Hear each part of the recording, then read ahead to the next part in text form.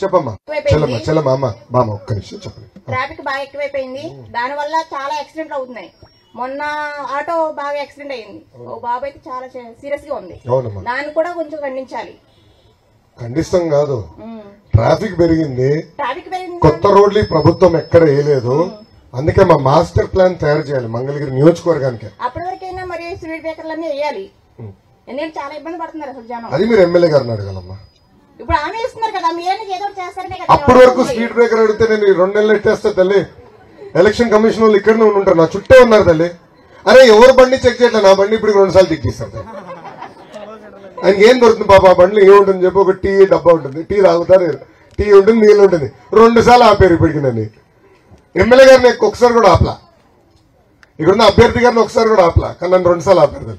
అమ్మా అది తప్పనిసరిగా మన ప్రభుత్వం ఏర్పడిన తర్వాత ఏర్పాటు చేయాలి, నేను చేస్తాను, నాకు ఉద్దేశం. Thank you. తిరిగి ఇప్పిస్తా అన్నారు, ఆ హామీ కూడా నిలబెట్టుకోలేదు. ఆల్రెడీ అమ్మా సంఘం నుంచి మన వాళ్ళు పెద్దలు వచ్చి నన్ను కలిశారు, వాళ్ళు చెప్పారు తల్లి దాదాపు 3,000 కోట్ల రూపాయలు ఇంకా మీకు రావాల్సిన అవసరం ఉంది. దానిపైన ఆల్రెడీ మేము చర్చిస్తున్నాం. తొందరలోనే తెలుగుదేశం జనసేన పార్టీ చర్చించి మా వైఖరి స్పష్టంగా వెల్లడిస్తాం. థ్యాంక్ యూ అమ్మా. చెప్పమ్మా. ఇంటింటికి ఇస్తున్నారు, వృద్ధులకు ఇచ్చే పింఛను వాలంటీర్ ద్వారా ఇంటింటికి ఇస్తున్నారు. తెలుగుదేశం పార్టీ గెలిస్తే పింఛన్ ఇచ్చేది ఉండదు అనే మాట ప్రచారం జరుగుతుంది. ఇంటింటికే కాదు, అసలు పింఛన్ కూడా ఎవరని చెప్పుకున్నారు, ప్రచారం చేస్తున్నారు వైసీపీ పార్టీ వాళ్ళు. అంటే సరే, ఇదొక భాగం.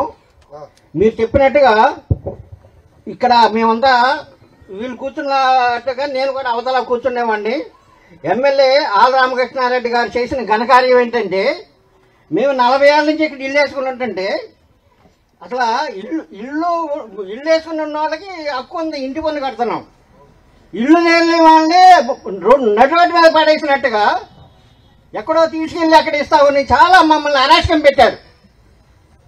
మా వాళ్ళు అంటే మా వాళ్ళు వీళ్ళంతా మా వాళ్ళకు చెప్పేది ఏంటంటే, మీరు కంపల్సరిగా పట్టాలు ఇవ్వటం కానీ, ఇల్లు లేని వాళ్ళకి ఇల్లు కట్టించడం కానీ చేస్తే వీళ్ళందరి తరఫున నేను కూడా, ఈ ప్రజలందరి తరఫున నేను కూడా పనిచేస్తాను. మళ్ళీ 5 సార్లు కాదు, ఇంకా 10 సంవత్సరాలు నేను బతికున్నంత వరకు ప్రజల తరఫున పనిచేస్తానని నేను హామీ ఇస్తున్నాను. వృద్ధులకి పెన్షన్ తీసుకొచ్చిన వ్యక్తి ఎవరో తెలుసా? విశ్వవిఖ్యాత నరసార్వభౌమ స్వర్గీయ శ్రీ నందమూరి తారక రామారావు గారు. పెన్షన్ ఆయన తీసుకొచ్చారు తల్లి, వృద్ధులకి పెన్షన్ ఇవ్వాలని పెద్ద మనసుతో ఆయన తీసుకొచ్చారు తల్లి. చంద్రబాబు నాయుడు గారు 2014 ముఖ్యమంత్రి అయినప్పుడు పెన్షన్ ఎంత తల్లి? చాలి 200 రూపాయలు. అంటే 82 నుంచి, అంటే 83 నుంచి 2014 వరకు పెన్షన్ 200 రూపాయలు. అంటే అన్నగారు ఉన్నప్పుడు 35 రూపాయలు, బాబు గారు ఉన్నప్పుడు అది 175 రూపాయలు పెరిగింది. తర్వాత వచ్చిన పాలకులు స్లోగా పెంచుకుంటూ 200 రూపాయలు తీసుకొచ్చారు. అదే చంద్రబాబు నాయుడు గారు ముఖ్యమంత్రి అయిన మొదటి 100 రోజుల్లో 1000 రూపాయలు చేశారు. అంటే ఎన్నిసార్లు పెంచారు? 5 రెట్లు. 5 రెట్లు పెంచారు, 1000 చేశారు. ఆనాడు మేము హామీ ఇవ్వలేదు 2000 చేస్తామని. తెలుగుదేశం పార్టీ మేనిఫెస్టోలో 2000 రూపాయలు చేస్తామని హామీ లేనేలేదు. అయినా కూడా 1000 రూపాయలు పెన్షన్ 2000 చేసిన ఘనత కూడా చంద్రబాబు నాయుడు గారు. అంటే 5 సంవత్సరాలు ఆయన ముఖ్యమంత్రి ఉన్నప్పుడు 200 రూపాయల పెన్షన్ ని 10 రెట్లు పెంచి 2000 రూపాయలు చేసిన వ్యక్తి చంద్రబాబు నాయుడు గారు. అన్న క్యాంటీన్ పెట్టిన వ్యక్తి చంద్రబాబు నాయుడు గారు. చంద్రన్న బీమా పెట్టిన వ్యక్తి చంద్రబాబు నాయుడు గారు. పసుపు కుంకుమ ఇచ్చిన వ్యక్తి చంద్రబాబు నాయుడు గారు. పెళ్లి కానుక ఇచ్చిన వ్యక్తి చంద్రబాబు నాయుడు గారు. ఇక్కడ చెప్పుకుంటూ పోతే ఒక పూటంత పడుతుంది. 100 సంక్షేమ కార్యక్రమాలు చేశారు. కానీ మా బాబు గారిలో ఒక లోటు ఉంది తల్లి. చేసిన మంచి పని పాప అని చెప్పుకోడతారు, అని చెప్పుకోడు. రోడ్లు వేసాం ప్రజలు తెలుసు కదా బా అంటాడు. పెన్షన్ ఇచ్చినాము ప్రజలు తెలుసు కదా బా అంటాడు. మళ్ళీ ఎందుకు తాతయ్య మీకు డౌట్? ఎందుకు మీకు డౌట్ తాతయ్య? మన ప్రభుత్వం వచ్చిన వెంటనే బాబు గారు స్పష్టంగా చెప్పారు, వాలంటీర్ల ద్వారా ప్రతి గడపకి పెన్షన్ కాదు అన్ని సంక్షేమ కార్యక్రమాలు అందజేసే బాధ్యత మన ప్రభుత్వం, అంటే తెలుగుదేశం జనసేన ప్రభుత్వం తీసుకుంటుంది. మీకు ఆ డౌట్ వద్దు. రెండోది, శ్మశాన వాటిక మీరు అడిగారు. శ్మశానాలను కూడా ఒక్క నిమిషం నేను చెప్తున్నా. అరే ఒకే ఒక 6 నిమిషాలు కష్టపడ్డారు. రాజధాని లేని రాష్ట్రం, పరిశ్రమలు లేని రాష్ట్రం, ఏదో ఒక చేయాలి, ఒక తప్పనతో పనిచేశాడు ఆయన. 6 నిమిషాలు ప్రజల గురించి ఆలోచించారు. సో తప్పనిసరిగా ప్రహరీ గోడ కూడా కట్టించాలి. ఆ బాధ్యతను తీసుకుందాం. అంటే మన ప్రభుత్వం ఏర్పడిన మొదటి సంవత్సరంలో ఎన్ని అవ్వవు స్వామి, నేను చూసుకుంటాను. ఇంకేమన్నా మాట్లాడతాను. బామ్మ బాధ అవుతున్నారు. 2 ఓట్లు ఏ గుర్తుకేస్తాం? నమస్కారం. ఒక యువకుడిని, ఉత్సాహవంతుడిని, కొంచెం తెల్లగడ్డ వచ్చింది కానీ యువకుడిని, ఇంకా ఒక యువకుడిని, ఉత్సాహవంతుడిని, మంచి పనులు చేసేదానికి వచ్చే తల్లి, మీరు నన్ను ఆశీర్వదించాలి, దీవించాలి.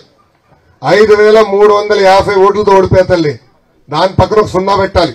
అంటే 53,500 ఓట్లతో మీరు నన్ను గెలిపించి శాసనసభకు పంపించాలని ఈ సభాముఖంగా మిమ్మల్ని అందరినీ కోరుతున్నా.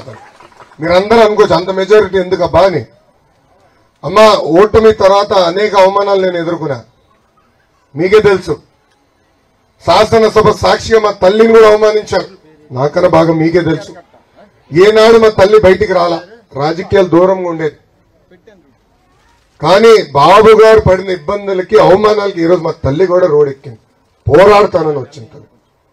అందుకే తల్లి మంచి మెజారిటీతో 53,500 ఓట్లతో మెజారిటీతో నన్ను ఆశీర్వదించండి, దీవించండి.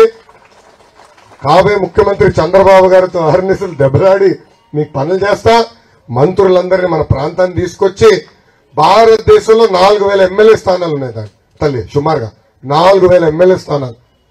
వాళ్ళందరూ రేపు అభివృద్ధి, సంక్షేమం ఎక్కడ బాగా జరిగిందని ఆలోచిస్తే మంగళగిరి పేరు వింపడే విధంగా నేను అభివృద్ధి, సంక్షేమం చేస్తానని ఈ సభాముఖంగా మేము అందరికి హామీ ఇస్తున్నాం. పేదరికం లేని మంగళగిరి నియోజకవర్గం. ఈరోజు తల్లి మంచి మనసుతో నేను తోపుడు బండ్లు ఇస్తే నన్ను ఎగతాళి చేస్తున్నారు తల్లి. ఏమా తోపుడు బండ్ల ద్వారా కనీసం రోజుకి ఒక 300 రూపాయలు ఆదాయం పెరుగుతుంది రోజుకి. అక్కడితో నేను ఆగట్లే, ఇంకేం చేయొచ్చు అని ఆలోచిస్తున్నా.